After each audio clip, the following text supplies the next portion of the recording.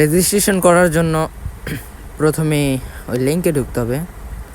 লিঙ্কে ঢোকার পরে এরকম একটা পেজ আসবে।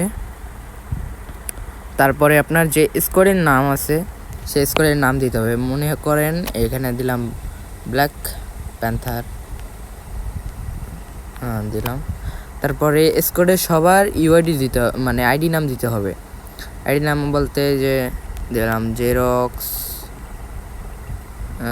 দিলাম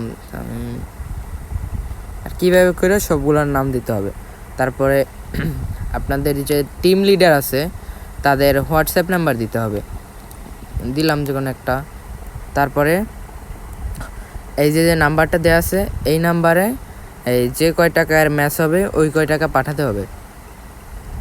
এইখানে ম্যাচের সকল প্রকার মানে যত ডিটেলস আছে সব কিছু দেওয়া থাকবে, এটা বুঝে। তারপরে এখানে কত টাকা পাঠাতে হবে সেটাও লেখা থাকবে। তারপরে এই নাম্বারে বিকাশ বা নগদে টাকা পাঠাইতে হবে। টাকা পাঠানোর পরে অ্যাড ফাইলে গিয়া এখানে স্ক্রিনশটটা করতে হবে, সাবমিট করতে হবে। তারপরে সাবমিট বাটন আছে, এখানে চাপ দিলেই সাবমিট হয়ে যাবে।